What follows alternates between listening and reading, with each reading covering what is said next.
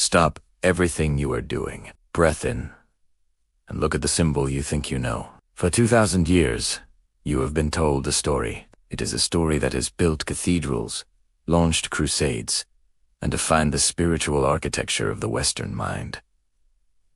They told you the cross was a holy object, a symbol of love, a reminder of a debt you can never repay. But looking at it through the lens of history, that is a lie, not a misunderstanding, a lie. To the people of the first century, the cross was not jewelry. It was not a decoration for a church wall. It was a weapon. It was the state terrorism of the Roman Empire. The Romans didn't invent crucifixion to kill people. They invented it to break them. If they wanted you dead, they had swords. The cross was designed for something else.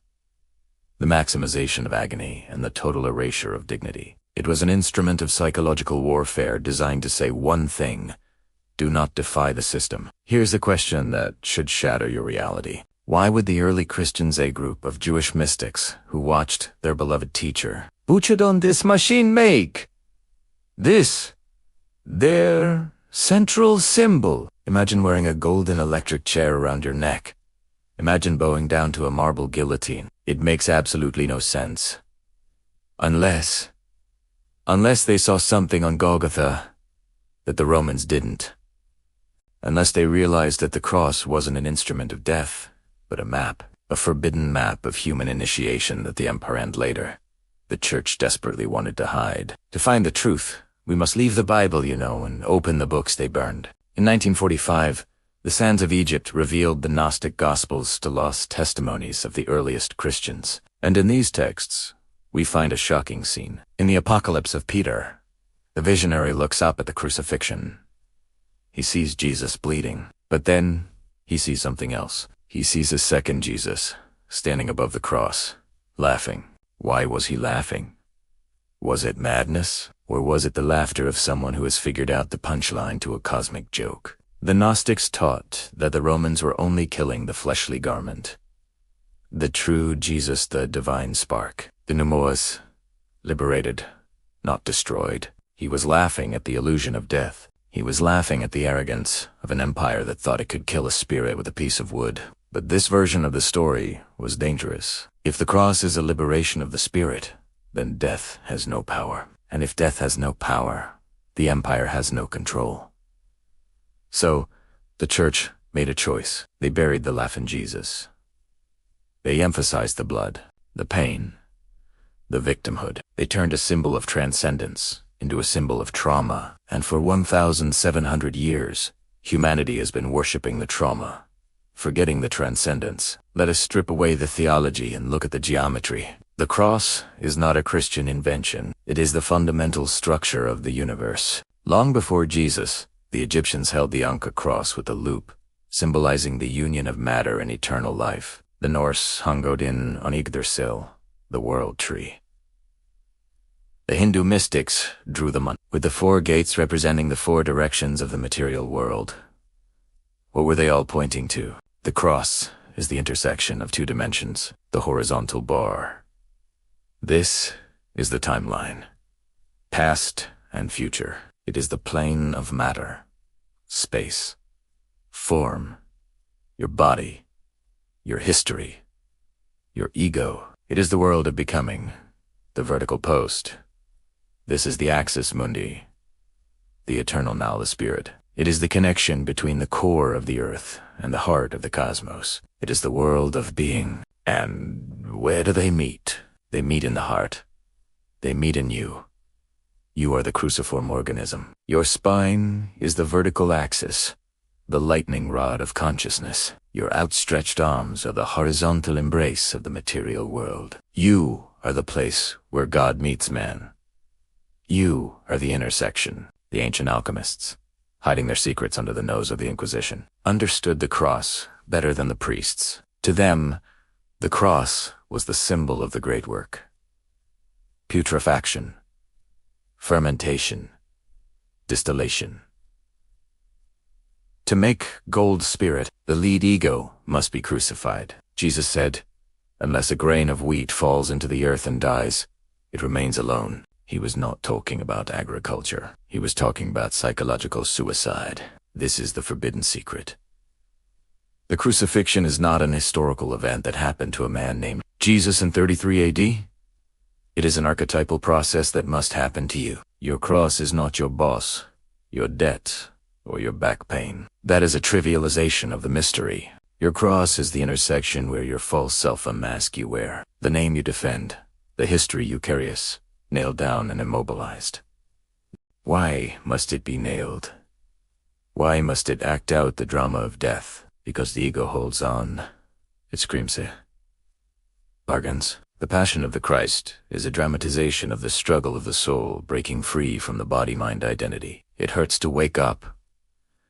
It hurts to let the illusion die. The early Christians called this the way.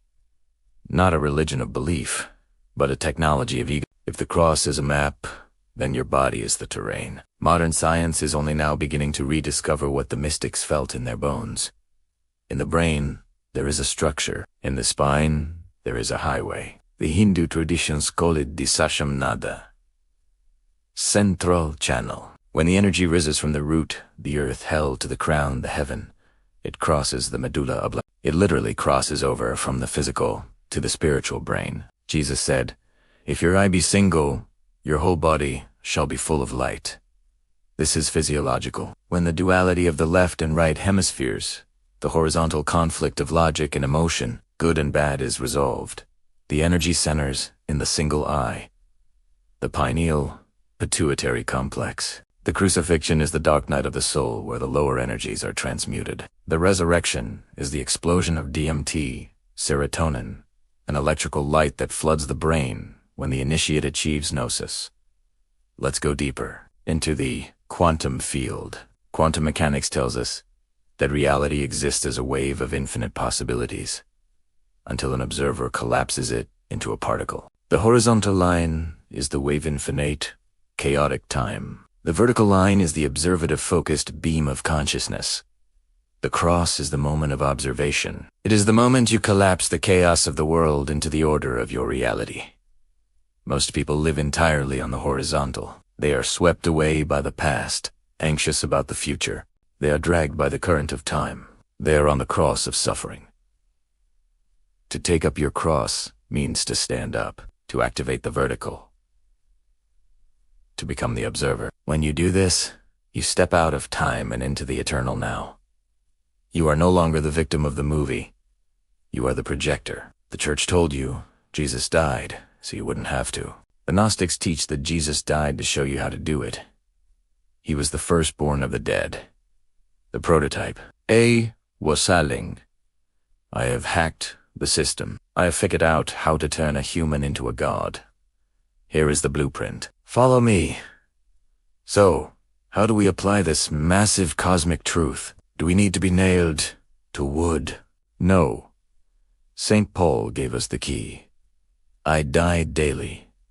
This is the practice. Every day, the horizontal world offers you a hook, an insult, a financial loss, a heartbreak, a fear. These are the nails. The old you wants to react, wants to fight, wants to defend the ego. The initiate chooses the cross. You stop. You feel the pain of the insult, but you do not react. You let the ego scream, and you watch it die. You hold the tension of the opposites, and in that space of silence, something new is born, a power that is not of this world. We have reached the final secret. The church taught you to wait for the resurrection, to wait until your heart stops, until the end of the world. That is the final trap. The kingdom of heaven is not a place you go to. It is a frequency you tune into. Resurrection is not a future event. It is a present moment decision. You can be resurrected right now, in this chair. Drop the story of who you were. Drop the guilt. Drop the trauma. Let it die on the cross of the past. Take a breath. Who is breathing? It is not name. It is the I am, the breath of God. You are the phoenix rising from the ashes of your own history. Jesus didn't come to create a religion of worshipers. He came to create a brotherhood of Christs. He didn't want you to kneel at the foot of his cross forever. He wanted you to climb up onto your own, let your small self die, and join him in the vast, open air of the spirit. The wood is split. The stone is lifted. The secret is out. You are the temple. You are the altar. You are the sacrifice, and you are the God who rises.